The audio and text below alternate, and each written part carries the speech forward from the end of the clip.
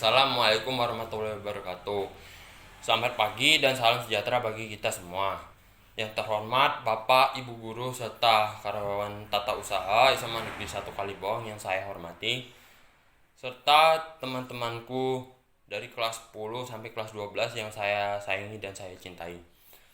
Pertama-tama marilah kita panjatkan puji dan syukur kita atas kehadirat Tuhan Yang Maha Esa, atas limpahan berkah, rahmat, dan karunia-Nya berupa kesehatan, sehingga pada kesempatan yang berbahagia ini kita bisa berkumpul di aula SMA Negeri 1 Kalibawang dalam keadaan sehat walafiat tanpa suatu halangan apapun.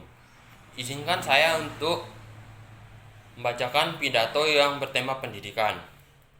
Pendidikan sendiri merupakan salah satu cara dari sekian banyak cara yang bisa kita tempuh dan dikatakan tercapainya Indonesia yang lebih maju dan lebih baik. Pendidikan merupakan suatu proses yang dimana berjalan sangat panjang. Pendidikan tidak dapat dipaksakan ataupun dipercepat. Pendidikan harus berjalan dengan alami dan memang membutuhkan waktu yang cukup lama. Pendidikan sendiri mampu memunculkan ide-ide atau gagasan-gagasan yang bisa memberikan pemikiran bagi kita mengenai cara hidup baru. Bagaimana dengan pendidikan kita bisa memikirkan sesuatu yang sebelumnya sama sekali tidak terlintas dalam benak pikiran kita.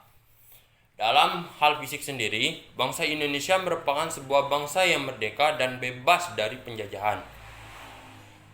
Namun, tahukah kalian bahwa bangsa kita ini masih terjajah dalam segi pendidikan? Tingkat kebodohan dan putus sekolah masih sangat tinggi di Indonesia, seakan menunjukkan bahwa kita memang belum serius membina pendidikan di negeri ini. Teman-teman perlu tahu, di negara lain mereka bisa membuat mobil, membuat sepeda motor, membuat TV canggih, membuat roket, membuat pesawat, membuat HP, dan barang elektronik yang lain. Mengapa kita tidak bisa seperti mereka? Jawabannya terletak pada pendidikan negeri ini. Ibaratnya, sebodoh-bodohnya manusia, jika dia tekun belajar dan giat mencoba, maka lama-kelamaan akan mahir pula.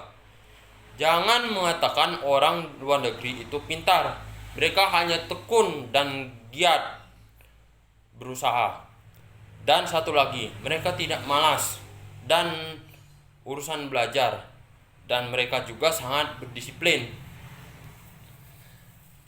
Jika kita bisa tekun dan rajin berusaha, meskipun sebenarnya kita bodoh, lama-kelamaan kita akan pintar dengan sendirinya.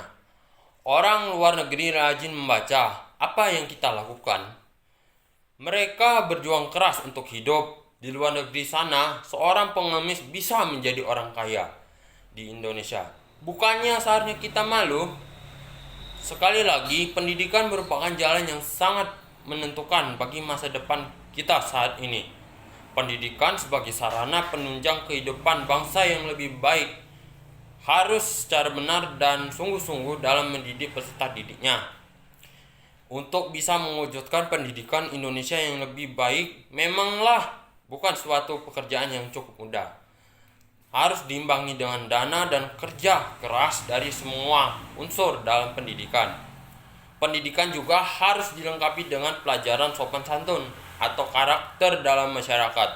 Jadi, dengan pendidikan jangan hanya menjadikan peserta didik pintar, namun juga bisa membuat peserta didik menjadi sopan santun, taat dalam agama, hormat pada orang tua dan guru.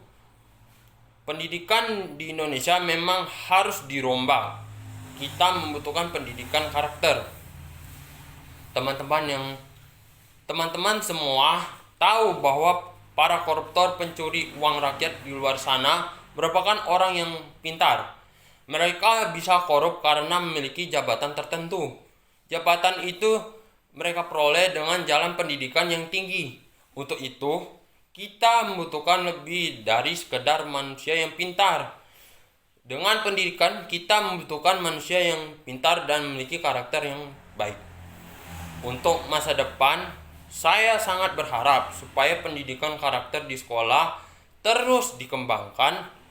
Kita bangsa yang beradab, jangan cemari bangsa kita hanya karena ingin mempertahankan segelintir manusia yang tidak bertanggung jawab. Orang yang pintar akan berpikir dua kali sebelum kata keluar dari mulutnya.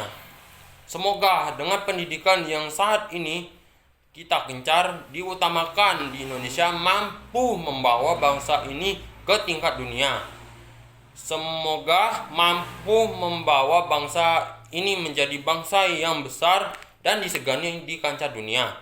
Siapa yang bangga jika bangsa ini maju dan besar? Tentunya kita sendiri. Mulailah dari diri sendiri, teman-temanku. Berdisiplinlah untuk menyambut bangsa kita yang lebih maju. Sekian pidato singkat ini dapat saya sampaikan. Kurang lebihnya saya mohon maaf. Akhir kata, wassalamualaikum warahmatullahi wabarakatuh.